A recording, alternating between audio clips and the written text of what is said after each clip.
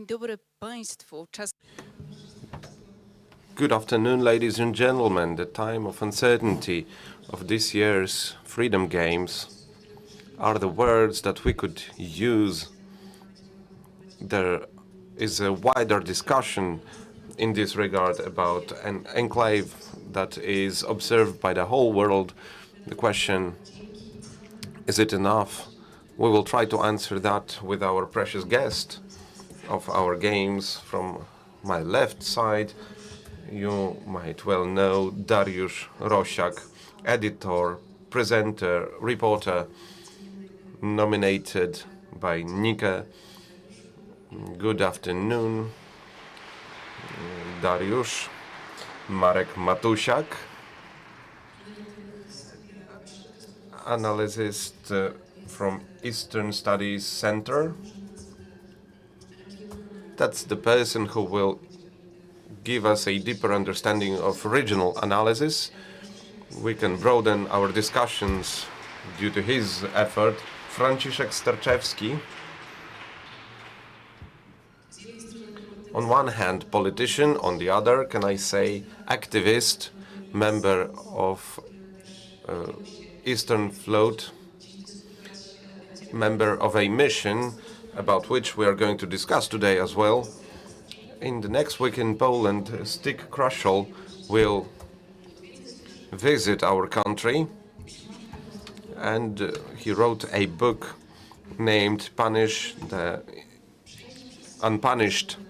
And it was my pleasure to go through pages of that book. There is a story where Steve asked President Milosevic, former president of Serbia,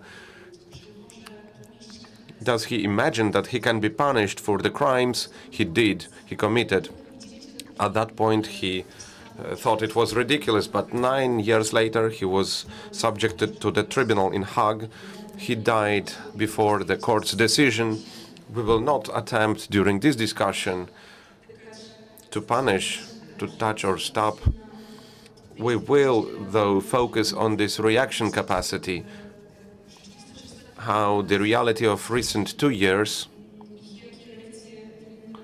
looked like, what lessons should be done.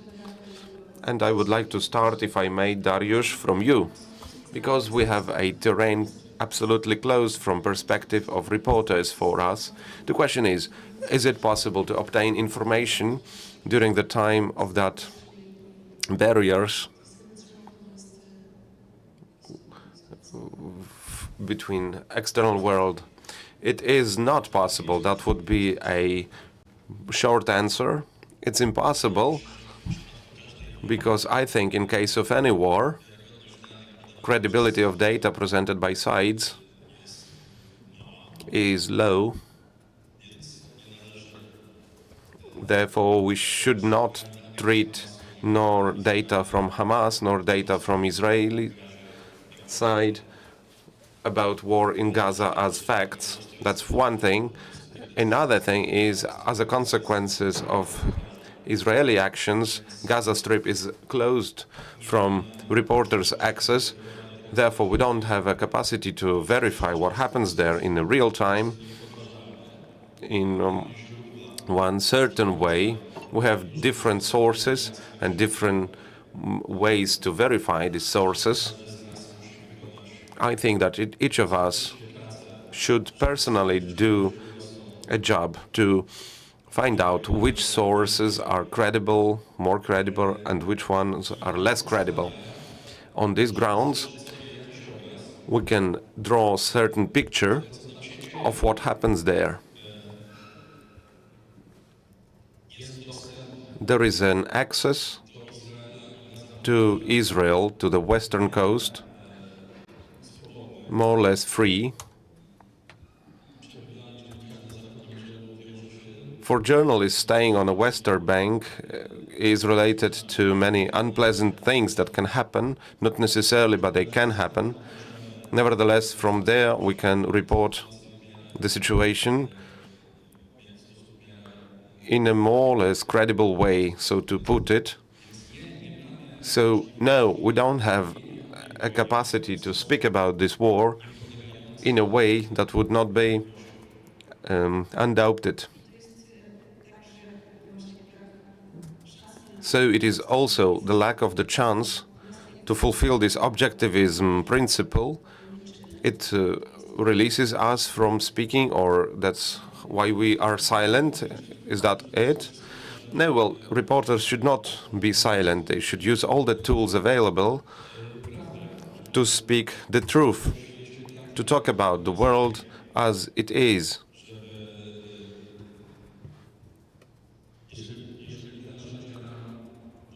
So that if the tools allow us less, this picture will be incomplete. I know it might sound disappointing, but I don't have any other suggestion. I mean, if we jump through this stage, we reach into a postulate zone, to the zone of speaking about the world in ideological way, in a way where our views would deform what happens there. It cannot be avoided fully because we are all human. We have our own attitudes towards the situation, especially so tragic situations that take place in Gaza or in Western Bank. But it is important to remember about these basics. Many times during reporters' missions, there is a temptation to make a shortcut, to add something, to tune it up. You can do that but by the price of the truth. So the question is, should journalists participate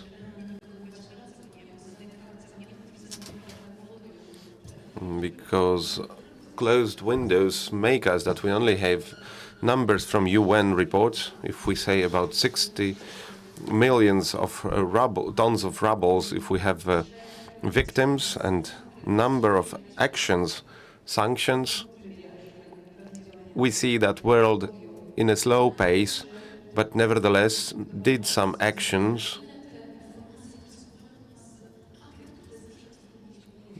What about information that we always took credible from the agenda through analysis that we receive? A question to Marek. I think that if there are certain institutions that we considered to be credible until now, we based on their data, like UN institutions, and we don't have a solid reason to treat this data to be unreliable, we can use them in a good faith. Of course, if some institution is caught red-handed on lying, then we should consider that. But International Criminal Court, we believe them in the context of what happens between Russia and Ukraine. Are they suddenly suffering some terrible disease and their judgment is suddenly not credible? There is an attempt to present it with certain bias, present it uncredible in the context of Israel. That is some political activities from UN sides, like General Council, where politicians have seats and they vote there. In this case, we can see that there is a bigger focus on Israel than on other countries of the world. We shouldn't use this approach to all the institutions of UN, those institutions that we tend to believe usually. In my opinion, Israeli accusation, they are all anti-Semites. Those data are not credible. Going back to what Mr. Dariusz said, in the conditions of armed conflict, we need to really have a limited trust to both sides. But in this case, we have a situation different. We have official position of Israel, we have official position of Hamas, but that's not the only sources. We have Israeli media, which are very critical towards the government. They dig in to find some documents and information, and they publish them. We have people in Gaza that are correspondents of international media. They are usually from Palestine, but again, if some journalist throughout years was credible, has a certain brand, we should not accept that only because he is a Palestinian is not trustworthy and should not be trusted. We have doctors or nurses from other countries that entered that territory, and we have their testimony, statements. We have satellite pictures, photographs. Of course, we have not enough of such information because Israeli side keep this territory blocked, the Gaza Strip. Journalists can't reach this area. But there is a critical mass that allows us to build a well-argumented view. So we have two views, two realities, sources that we accept. We automatically reject half of the sources. That's what happened with Guardian. They published Israeli material saying that 80% of victims in Gaza Strip are civilians completely not involved. So on one side, we have a discussion about how much we can present. On the other side, what happens on next stages, in what extent institutions join in. We have activists' actions, some first sanctions. Spain would be the first country, I believe, in Europe to impose sanctions. So my question to Franciszek, what caused you, being a politician, to step into this activism path? Do you feel that you lack some political tools to act as you see fit? So for a long time I tried to use my political pathway in the form of parliamentary teams with Palestine during different protests, during different occasions. I took a stand showing solidarity with people of Palestine. But for 2 years we see how the situation escalated, and I tried internally also to talk to colleagues, deputies to the parliament, members of parliament who are members of ministries, who should stand out in this regard. And I was frustrated that social pressure, especially of my people of my age, 30, 40 years, was increasing. We saw the pictures, we know what happened. And being aware about the source of this information, but it was painful. So on one side there was this increasing social pressure, but on the other side I kept hearing from my colleagues, but we don't know how to, we can't do something, the situation. So with different arguments, this silence was explained, justified. So there was some increasing tension inside me. And this year, in May, in June, there was this first fleet with Greta Thunberg. I watched it very excited, and I said, well, that's amazing. In this whole impossible, closed situation, someone finds a way, at least to express his other view with different angle, that you can show your opinion, your solidarity. I was touched by that. Therefore, in June, when I received an invitation to participate, I did not hesitate even a moment, and I said, of course, I will go, I will sail. Then I found out that it was the shortest job interview for the fleet. Everyone said, well, I will ask my family, I will think about it, but my situation was that I had no obstacles, and with my whole heart I stepped in and I got involved. because we see that these political tools either don't work or they are blocked, either for personal reasons of many politicians or the reasons of some political interests, for different reasons. But if they are frozen, we as people, as activists, we look for any possible ways to express what we feel, express our disagreement with this genocide, our honor to human rights, to show that, well, we are a group of civilians. It's not a perfect action. We have dozens of vessels. It is obvious it was all made very quickly, but we do what we can because we can't hold it longer without reaction.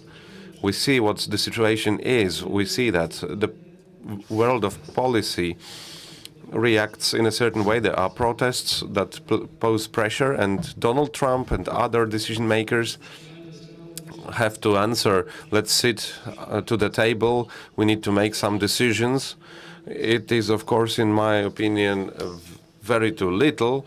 We don't have this much time, but the pressure has to be increased so that actual sanctions would lead to actual real peace.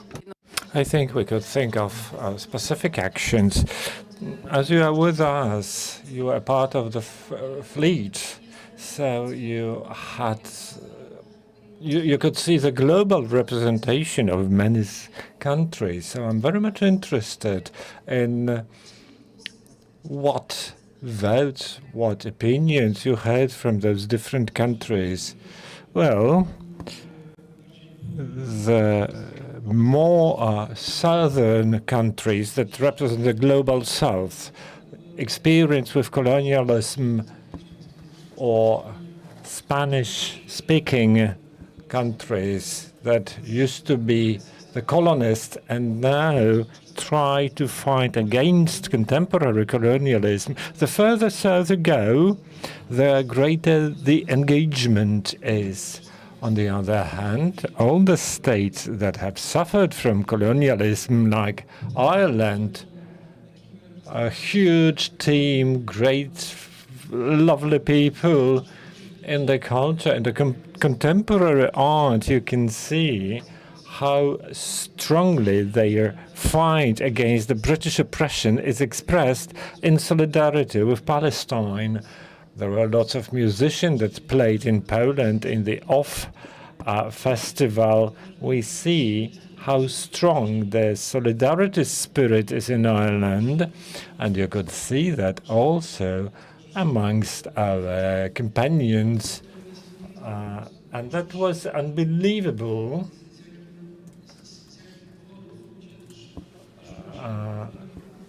To see why people were there. And I found my place there too. We, Poland, suffered from partitions, from occupation, from many different states. So we have this obligation to express our solidarity with anybody persecuted, occupied, just like Palestine. And that's how I take our obligation as politicians, international community, so that we need to solidarize, express our objection, and fight for everybody's right in that territory, regardless of their nationality or belief. Well, we are on a stage of a very fragile agreement. The first stage was difficult with problems. In the background, there is this discussion of a possible annexation of West Bank. And here Trump drew the red line. So I'll reverse the sequence. Marek, Israel's policy, is it the policy of destruction? How far is it party's policy? How far is it national policy? Well, Benjamin Netanyahu has been the prime minister in Israel for quite a long time. So the political responsibility for the conditions that led to the 7th of October and the war afterwards rests with him primarily. But if once in the future the prime minister is different than Benjamin Netanyahu, you may expect certain correction, but you need to understand that this hard nationalistic mindset is a feature of a majority of Israeli society. You can see it in different public polls. If you observe the political spectrum in Israel, is right-wing of different shades, religious, non-religious, but most political spectrum is the right-wing parties. And one of the most probable competitors for Netanyahu to take over the prime minister's seat is a politician that is younger, less compromised, but he originates from even more radical political formation because it entails religious ideas. He is a bit more pragmatic, but you shouldn't expect him to present a radically different policy. So in terms of political spectrum, what political forces there are in Israel, the mood of the public, you need to understand this is highly nationalistic, fighting nationalism. And the countries in the region, can you see that we as the West lose our credibility in the region, considering that there is this great disappointment that certain decisions are taken too slow or are not seen well enough? Well, without a shadow of a doubt, you are right. And this sense of hypocrisy on our part as the West had existed before the 7th of October and Israeli retaliation. In March 2023, so before the 7th of October, I was in Kiev in a conference, Polish-Ukrainian conference, when we discussed Russian aggression, and we talked how it was unprecedented that a permanent member of the Security Council of the UN attacks another state, denies its right to existence as an independent state, and that was unprecedented situation. At the end of the panel, one of the listeners raised a hand. That was Egyptian ambassador. And that was so interesting, but this unprecedented element is of interest to me. Remember the U.S. invasion on Iraq? I want to remind you the Suez crisis, where UK and France participated. How do you mean unprecedented, speaking about Russia and Ukraine? Well, there were some reasons to support the idea, but we need to understand that before that, we as the West had been collectively perceived as hypocrites with standards for one case that were different from the standards applied in the other case. After the 7th of October, it even intensified. We are seen as those who speak about human rights when we need it, when it's convenient, like in the case of Ukraine, and we want the world to be in solidarity with us. When it comes to Gaza, it's diluted, it's not so obvious. We as the West want to kill two birds with one stone. The Israel can defend, and there is the right of armed conflicts. And it's diluted from the perspective of different parts in the world. The fact that our discussion touches this timeline border, the 7th of October. Before that, we had the blockage, we had the occupation. Darek, how far we, who can't tell the story, there are lots of interesting books by different professors, and even from the media perspective, that deliver short form of a message, how a journalist can operate, and then how in the world of algorithms it can show something like moral journalism. Should be there something like moral journalism? Of course, journalists should be moral. The journalist's goal is to tell the truth about the world. And this is a task for which morality is the foundation. If somebody acts dishonestly, they are a bad journalist. Can I address the previous speakers? Neither what Russia is doing in Ukraine, nor what Israel is doing is nothing new. We live in the world, if you observe the mainstream media, in a world where whatever Israel is doing in Gaza has become the symbol of human evil as humans. It symbolizes the degraded human condition. It is not true. We can be discussing whether Israel is committing genocide, the scale of crime. There are lots of war crimes.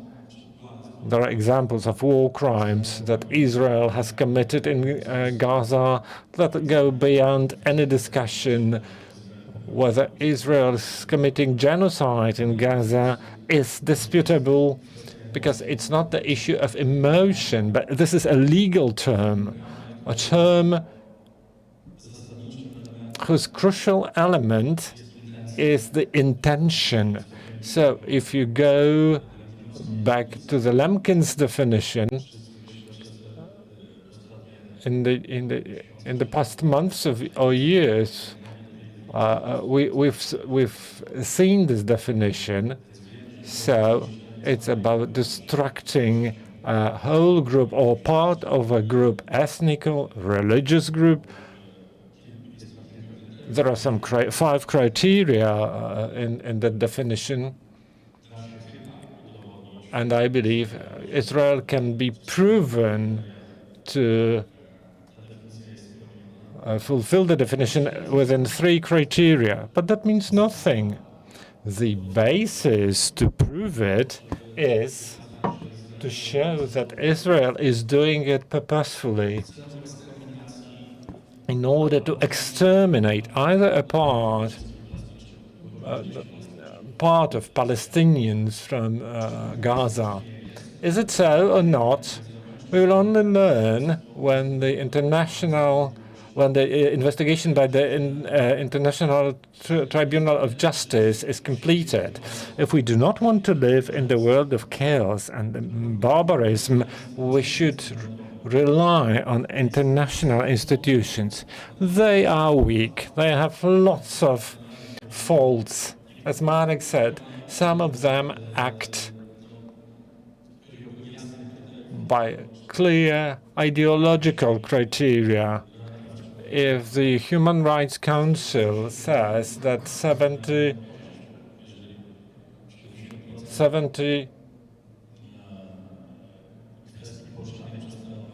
of issues discussed by the Council regards Israel, so I assume 70% of evil, something that you can question as acting against the law, there must be some problem.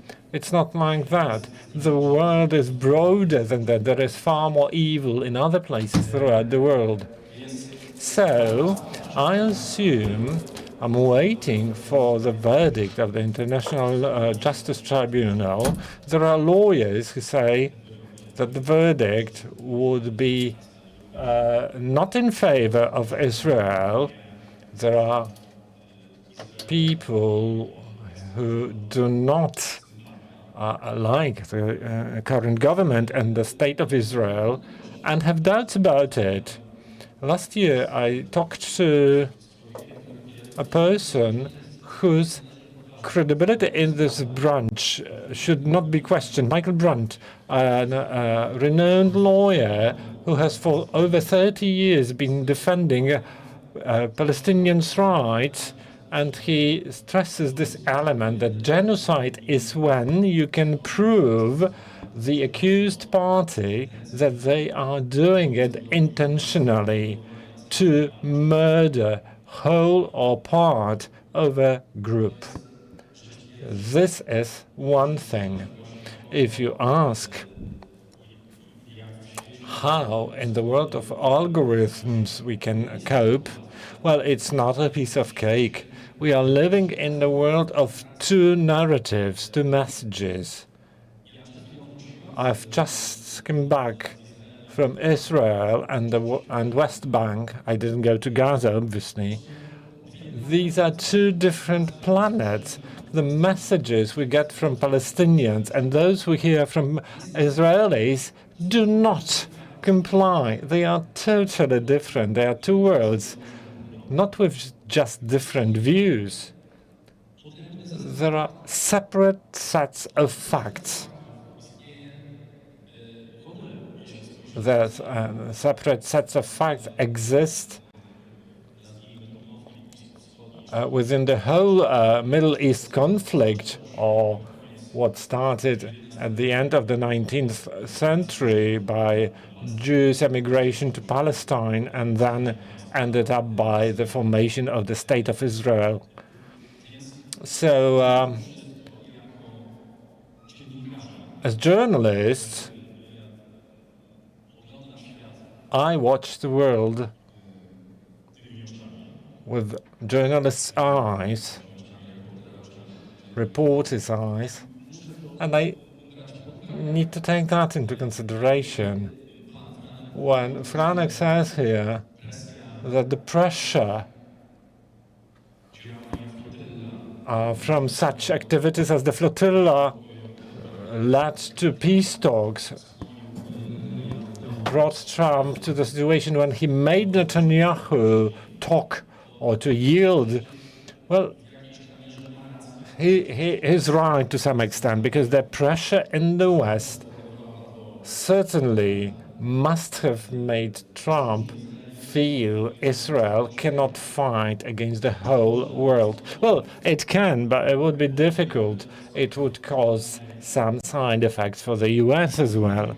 But I would say that this is one of the less significant elements that brought this so fragile truce that's been enforced for 2 weeks. People are still dying, but in not that great number. We have no time to discuss what truly made it, but I need to highlight some facts which, in my opinion, if we want to understand what's going on there, and we need to feel we are not following the wave, we are not subject to media pressure, group pressure, that we do not get enclosed in a bubble. We need to consider it. Of course, it's easier to be encapsulated in a bubble. Algorithms definitely make it easier, but I wanted to draw your attention to the fact that in the discussion, how can we name these actions that are undoubtedly evil, make us to put aside, in some extent, the responsibility. During last years, I heard from representatives from the West, or what Amnesty International calls apartheid, I saw on the streets of West Bank.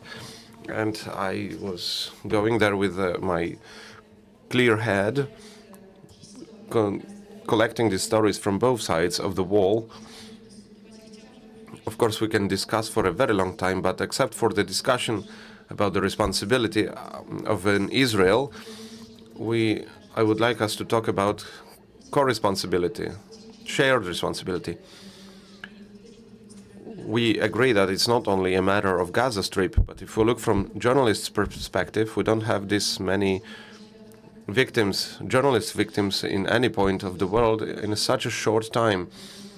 And I would like to ask you broadly, where is this shared responsibility? On one side, political one, on the other side, political, on third side, a social.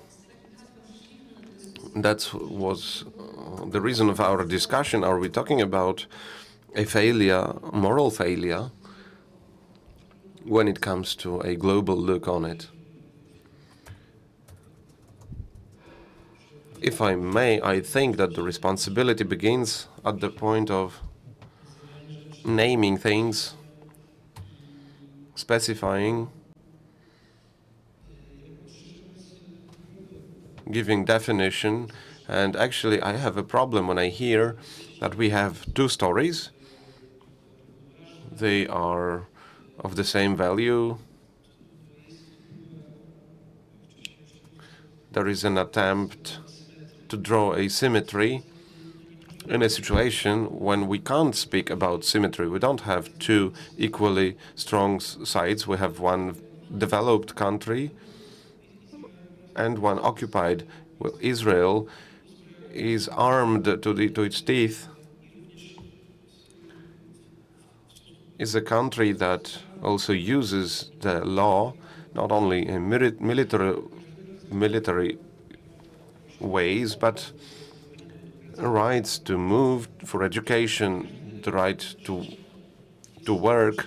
Each element of life is made a problem for Palestinians. So we don't speak about two stories. Rather, we talk about how the country, how the autonomy looks inside the country. And we don't only say about the situation during last 2 years, which is an absolute drama, no matter what historians or people of law will say about genocide or other definition. It's just an horror, it's a hell, but it's a situation that took place during previous years, oppressive legal system that ruins life of Palestinian civilians, that diversifies life. Israeli people are okay, full rights. Palestinians, 7 different levels. And there are those who just have no opportunity to develop, no access to education or normal life. So if this dignity is rejected, this normal life is rejected to them, then we have social pathologies, state pathologies, political ones, in the shape of Hamas as well, which, as we know, was supported by Israeli government as well. So my point is that we don't have two stories here. One is about systematic prosecution,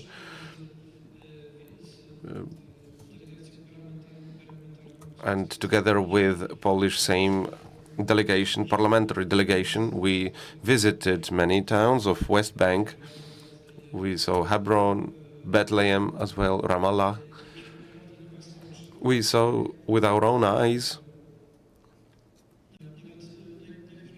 well, even in a simplest way, there was a market in Hebron which is covered with a net.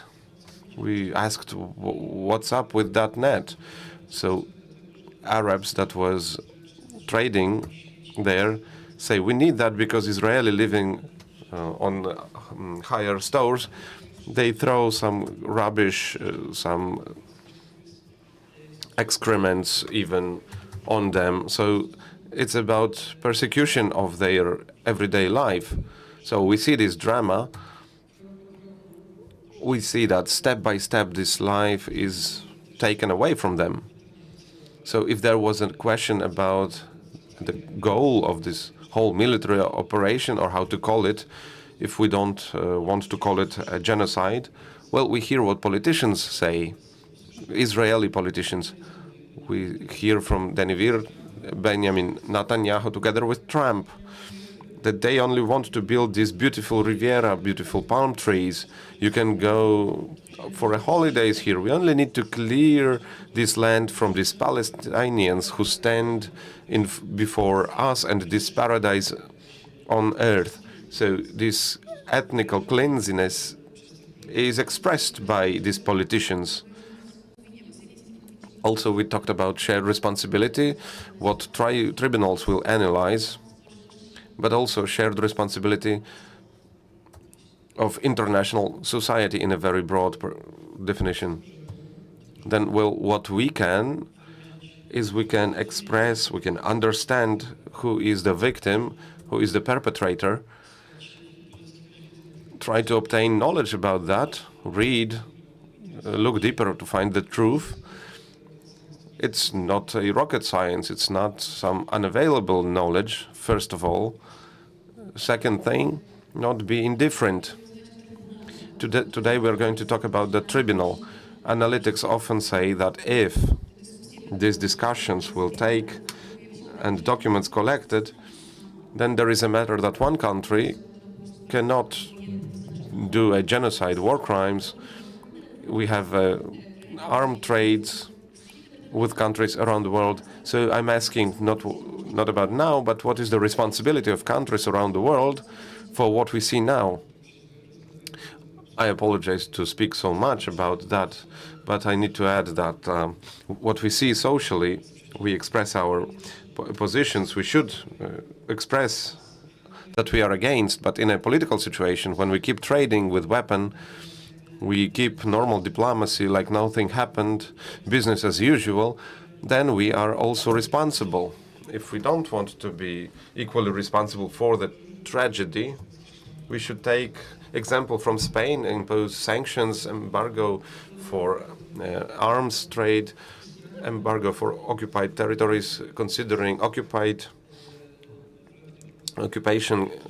consider Netanyahu as a war criminal, just like Putin.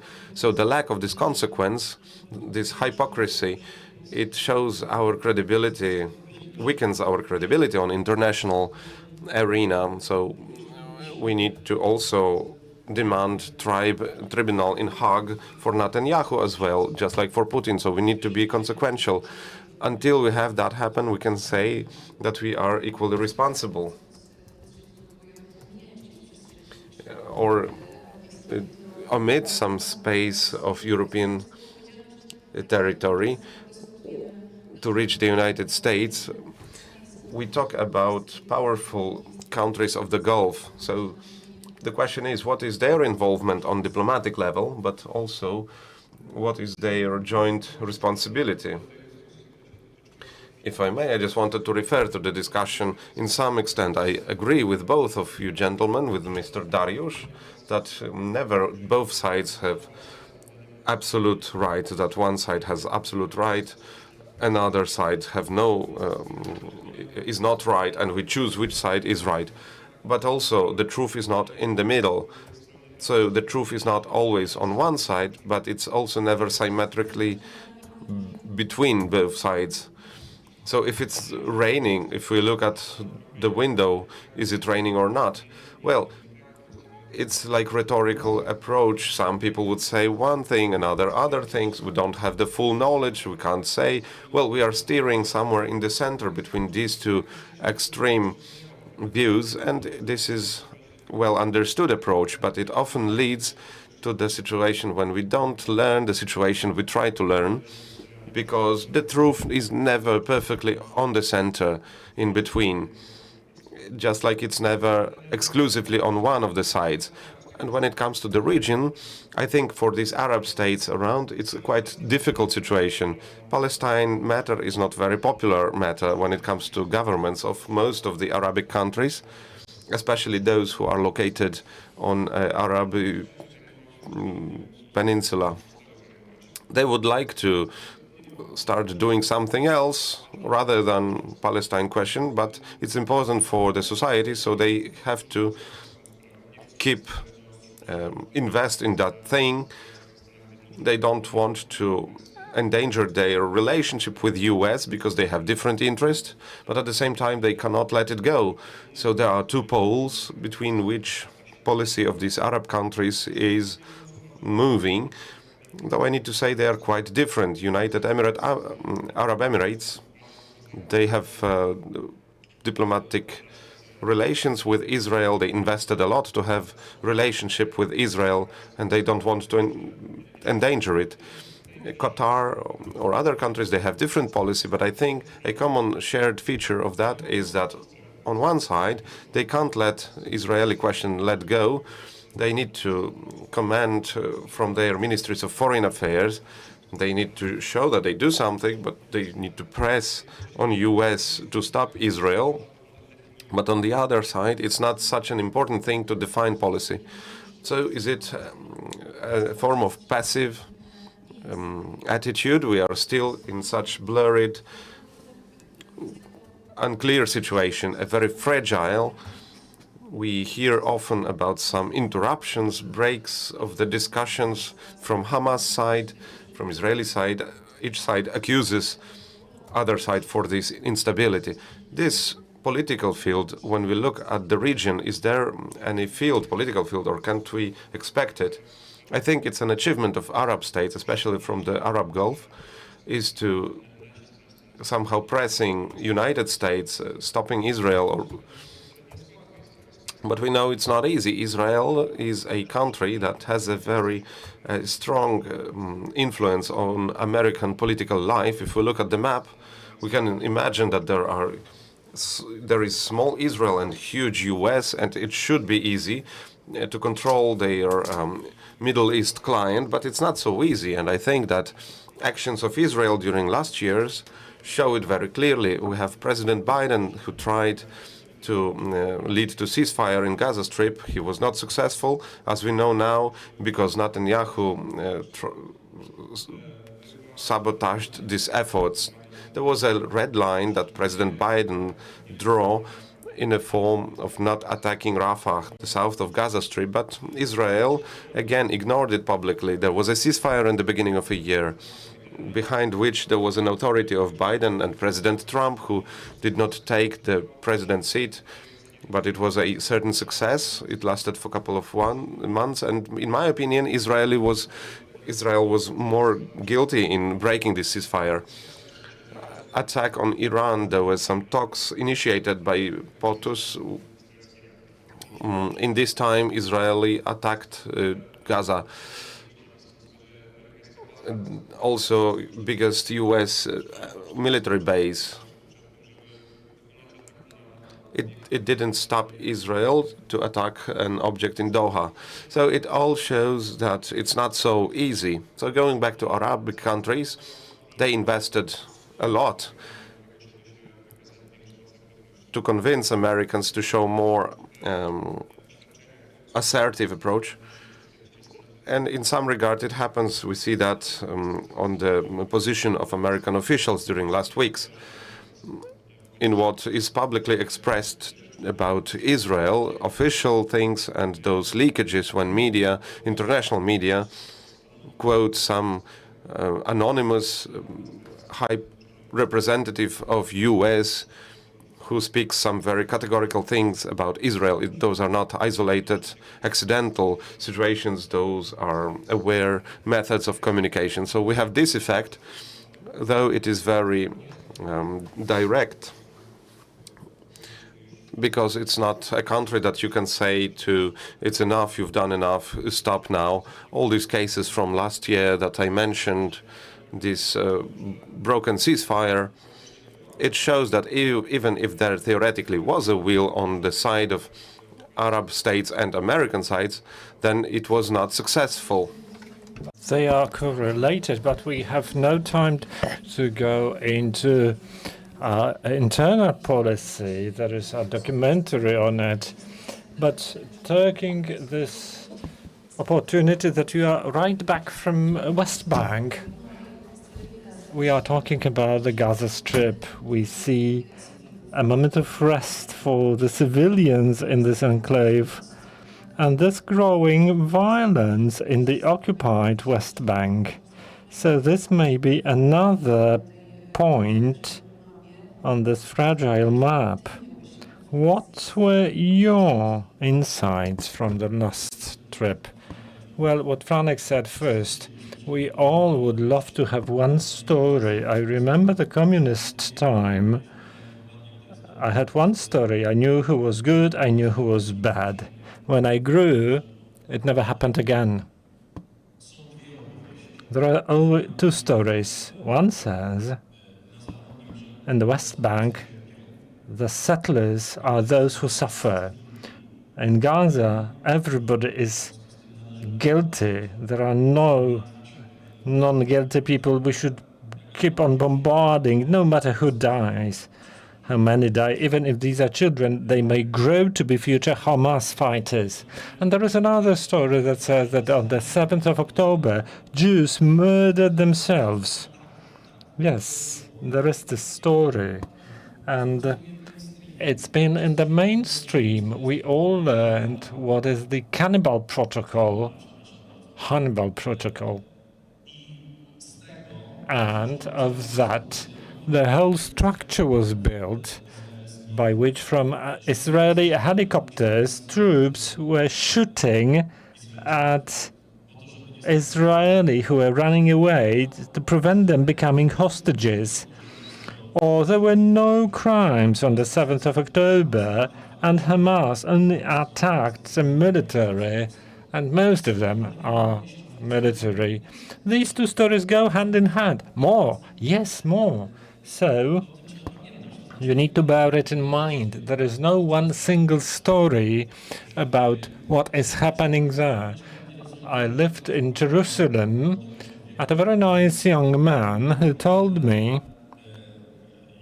that his friends lived in the settlements on the West Bank, and the police was persecuting them. The army was persecuting them. So the settlers had to protect their homes attacked by Palestinians. These stories are alive.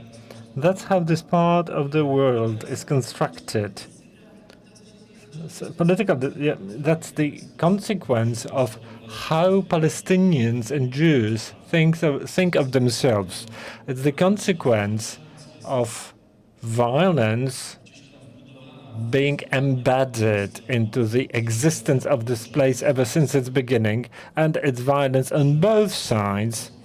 So it's the fight of two nationalisms, of which one is extremely efficient, happens to be cruel and is incredibly efficient, while the other one is inefficient, unsuccessful. And one more idea that you may like or not, I believe that Jewish nationalism is different from the Palestinian one, by that it's always been positive. It was focused to create their own country, state, while Arabic nationalism was focused on Jews not having their state. And that's the basic difference between these two nationalisms. By no means it changes the fact that what is happening now and what Israel has been doing since 1968 in the West Bank, in Gaza, recently as well, it's all a scandal. These are atrocities, crimes. You ask about the West Bank. In the West Bank, there is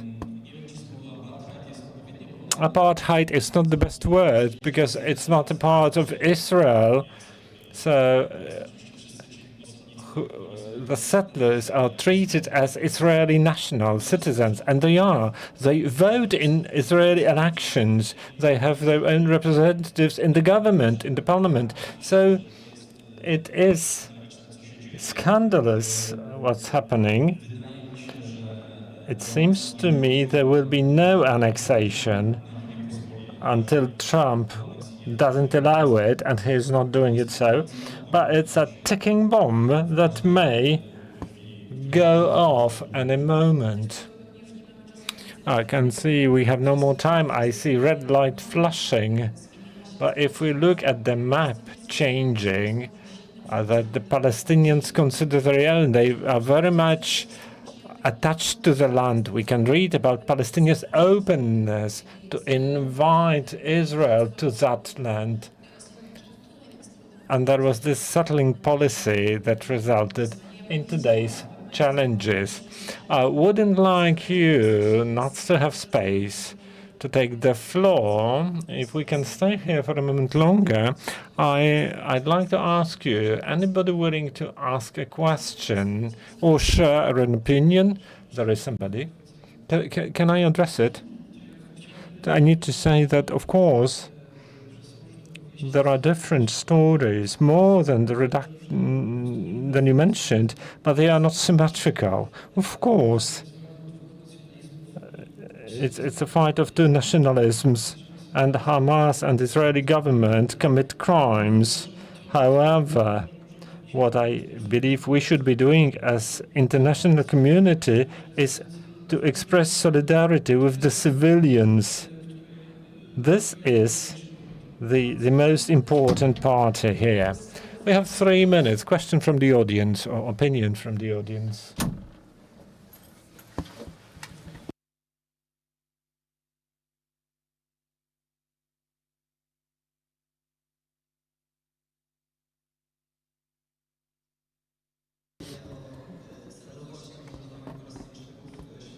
What murdering the Palestinians proves if Israel does not allow humanitarian aid to the Gaza Strip. Franek, question to you. Your political milieu spat on your activities for Palestine. Sikorski service online, Grabiec utterances. So I need to ask you, are you going to stay with Koalicja Obywatelska? If yes, why so? From the end, I want to stay where I am. My role is to keep the word. If we went to election talking about human rights, talking about decency, I think my role is to defend these values. So, if my colleagues decide to break the rules, deny them, or become the advocate for Benjamin Netanyahu, it's their problem. I believe it's a matter of time before they understand that the U.S. opinion and U.S. attitude will change in some time. Then they will change their opinions as well. I'm not changing my opinion. I'm where I am. If they make their decisions, it's their responsibility. I hope they will be more persistent than they have been so far. I'm not offended. I don't take it personally.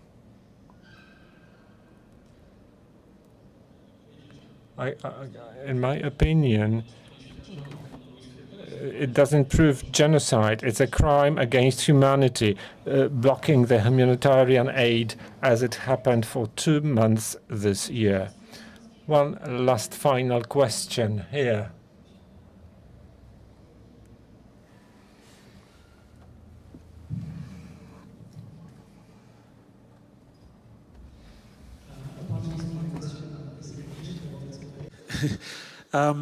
First of all, just to start on the point of shared responsibility, whether we like it or not, Article 1 of the Genocide Convention calls on all signatories to both prevent and punish genocide. So whether you're talking about people who are committing genocide, whether you're talking about people who are supporting with weapons, that is an action, but there's also the omission. The people who are not acting are not preventing and thus are complicit under the Genocide Convention.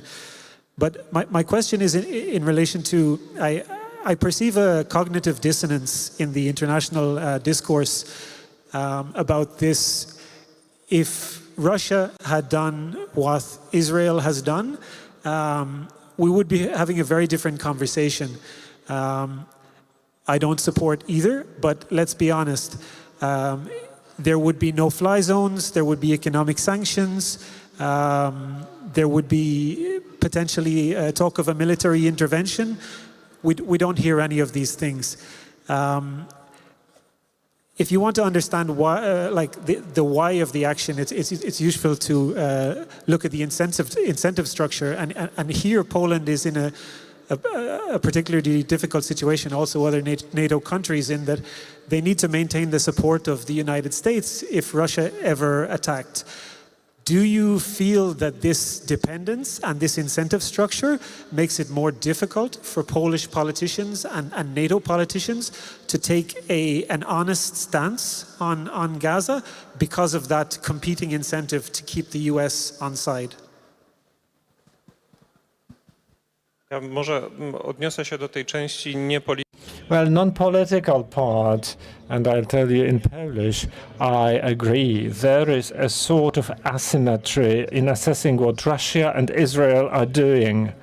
The argument that you see here in this context is that Israel is a democracy.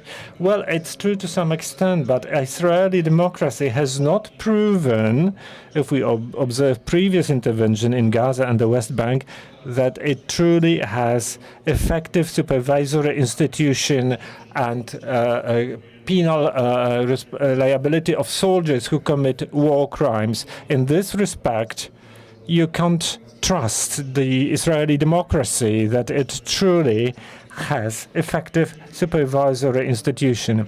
There is a problem if the Russians say, we hit the hospital, but there were military troops, so we were allowed to do so. We hit this block of flats, but inside there was a Ukrainian general, so we could do so. We would never accept it by belief. In the case of Israel, we do. It's enough at least to evoke doubts in us. Perhaps that's true. Perhaps in this hospital, in this mosque, in this culture center, in this whole block of flats, indeed there was a bad guy. They had no other option. They had to attack.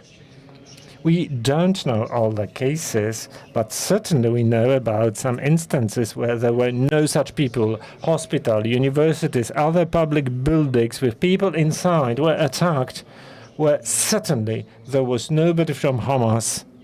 So it's a kind of asymmetry, imbalance. In the case of Russia, we would never accept this explanation. You had the hospital because you said there was a military you could attack, and we take it by your word. In the case of Israel, it is enough to spread doubt, and we feel, well, we don't really know. And the political context, anybody? Also in Polish, I concur. It's asymmetrical. But I believe the time of asymmetry is coming to an end. We can see a clear difference in perceiving these matters by the older generation politicians, but also younger generation politicians. We see it's worthwhile to be persistent and treat all the cases of war crimes equally. If we want to be treated in the world seriously, if we want to make the perpetrators liable for what they do. It may be difficult, but it's extremely important that we should give no pretense that we consent to breaking human rights, to infringing democratic standards. And last but not least, why the Gaza issue is so painful, dramatic, and how it is different, conflict would be euphemism, from other cases. When we speak about war in Ukraine, any other war that we know from contemporary times, civilians may escape. The refugees may run away. There are some evacuation paths. In the case of Gaza, there are no such options. The terrain is closed, no way to escape, and no way to access with humanitarian aid. That's why we talk about famine disaster, hell the civilians go through being bombarded. That's why the situation is so drastic and painful, and emotions are high. Because we see time is short. Okay, we have the truce, but it's broken. I'm most afraid of the fact that in 2-3 years there will be no Gaza Strip, no West Bank. There would be the beautiful Riviera, and then we will ask questions. What did we do to stop it? Were we silent? Were we considering who was right? Did we speak? Did we object? I think this is extremely important to show where the humanity borders lie, where the limits of democracy. even if in such a situation you can't dream of a happy end, but it's important that we show we care that, and the rules, the limits are important also for us in Poland, in Europe, or wherever they should apply. I believe this is pivotal so that in a couple of years you can look into the mirror.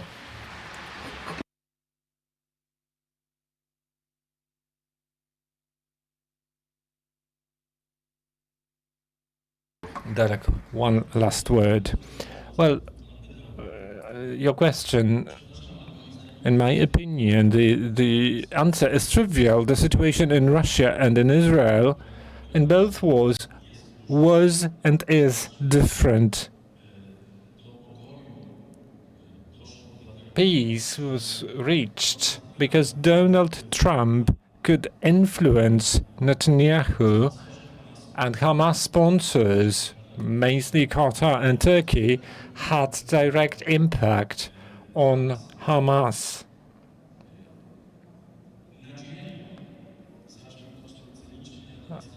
It may sound cynical, but the hope is in the fact that Donald Trump's financial interest and his surroundings interest make the US administration, Saudi Arabia and Qatar interested in keeping their peace.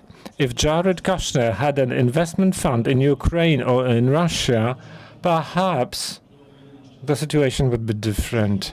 If Steven Witkoff made business in Russia rather than the Emirates, it would be easier to reach peace, perhaps, in the war between Russia and Ukraine. I know what I'm saying. I know how it sounds. We base our hopes on a man who is unpredictable, corrupted, who runs policies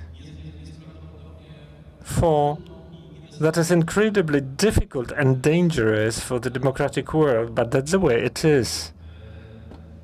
So, I believe we should have a look at it in a sober way.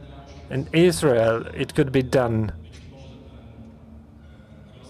The truce may last due to this very reason, but it can't be done in Russia. About wars that exist, yes, the world is hypocritical. The winner of the Nobel Peace Prize started a war where he murdered in the north of Ethiopia 506,000 people. Nobody knows anything about this war.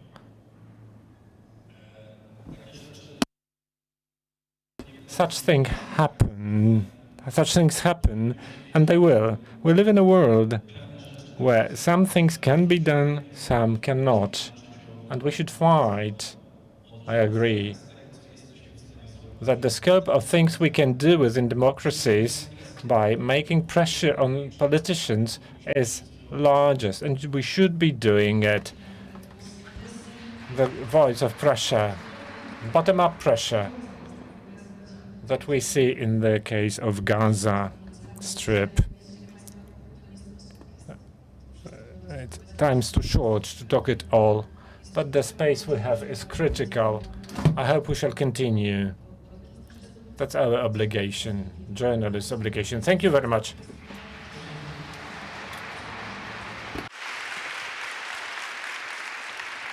I Aleksandra Rutkowska oczywiście.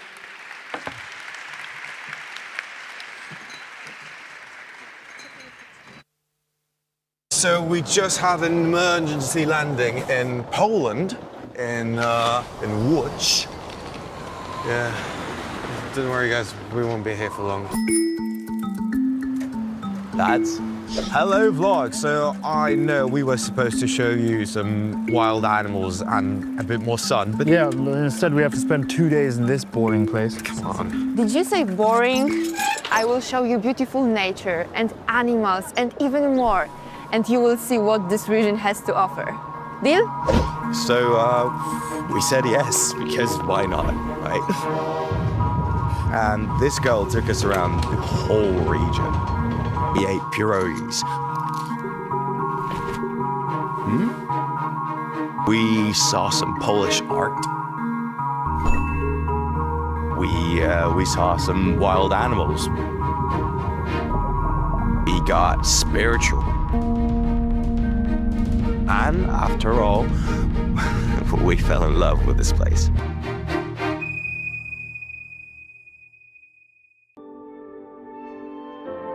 It can look like this, or like this. It is threatened, but it is our responsibility to protect it. For each person, it means something different. But when we reach it, we all know what it looks like, what it sounds like, or how it feels. And if we all fight for it, it will eventually bring us together. Freedom.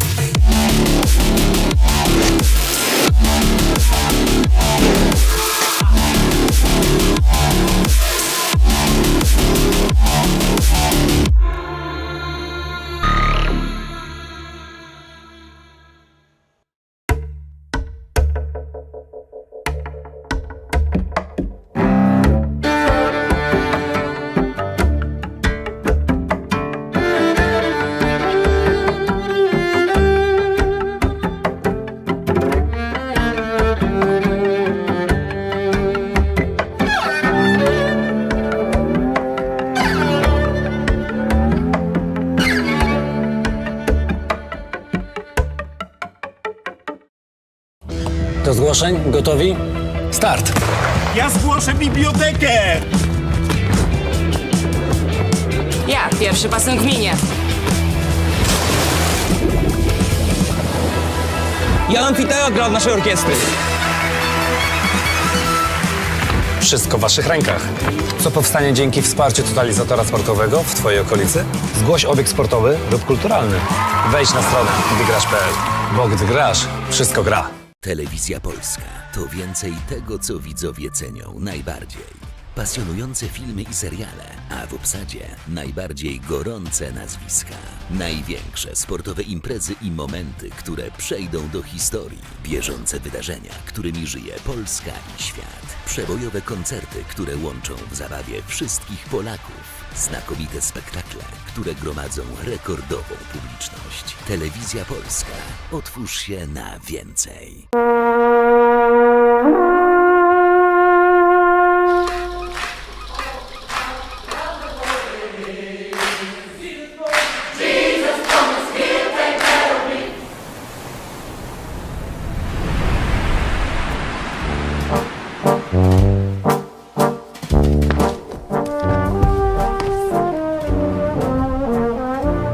Polska Stolica Kultury. Jesteś na miejscu. Do PKO Banku Polskiego przenosi się nowy klient. Weź się, przenieść się jest easy. Czaruś, wytłumacz. Otwierasz konto w PKO Banku Polskim i masz święty spokój. Przeniosą kasę i zlecenia stałe, a pracodawcę poinformują. Ogarniesz to przez internet. Bo to dobry bank jest. Ej, widzę cię. Wolisz w oddziale? Dawaj do nas. Otwórz konto w PKO Banku Polskim i dołącz do 12 milionów klientów. PKO, twój bank polski.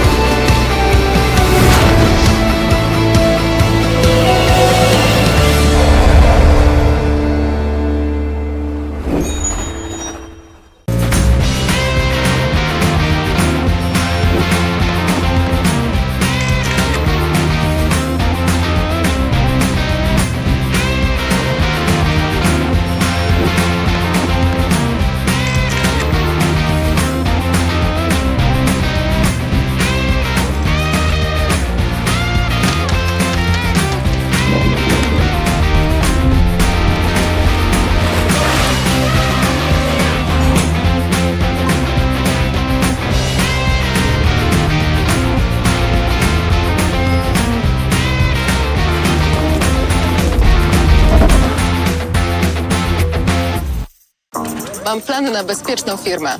To plan firmowy z cybertarczą, która blokuje zagrożenia w sieci. Cyberbezpieczeństwo? Masz od tego Orange. Teraz cybertarcza za 0 zł we wszystkich planach firmowych, a w wybranych smartfony 50% taniej. Orange tu jest. Myślisz, że to ktoś wyjątkowy, miłośnik kultury, kto sypie cytatami z pamięci. A to może być ktoś, kto na wakacje pakuje książkę, tę samą co rok temu. To możesz być ty. Bo czytanie nie jest dla wybranych, jest dla wszystkich. Podziel się tym.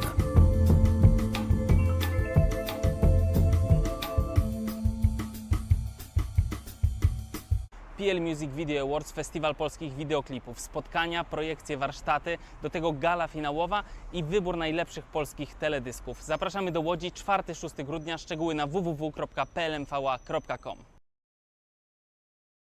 Kiedy zapala się lampka on air, to jest najlepszy moment. Nie ma jednego instrumentu, który lubię najbardziej. To zawsze jest kontekst. Uwielbiam sport bez obrazu właśnie z tej perspektywy, kiedy to ja mogę ten obraz kreować. Pusty stadion nie jest cichy. Tam gołębie startują. Jak ja bym chciała, żeby z mojego radia było słychać "Będzie okej". Ono może być cichutko w tle. Radio, które jest przyjacielem tego odbiorcy, przyjacielem człowieka.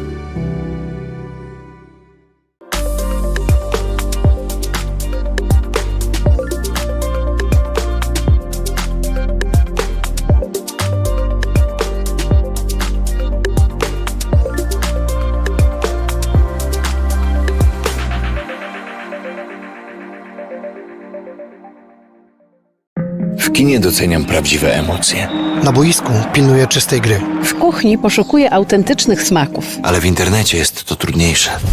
W internecie wobec informacji też trzeba być sędzią. Dezinformacja jest jak bramka strzelona ze spalonego. Więc jeśli coś we mnie wzbudza emocje, daję sobie czas. Może ktoś specjalnie chce mnie zagotować, bym uległa manipulacji. Filtruj informacje. Sprawdzaj ich źródła. Nie masz pewności? Nie udostępniaj. Postaw na czysty przekaz. Well, Atlas Network is, as the name suggests, a network, and it's global. We work all around the world. We're based in the U.S. It's a network, that is to say, organizations that share common values of limited government, of free enterprise, personal liberty, personal responsibility. Atlas Network provides training and support to help build capacity, but most importantly, we give our partners the tools they need to be successful.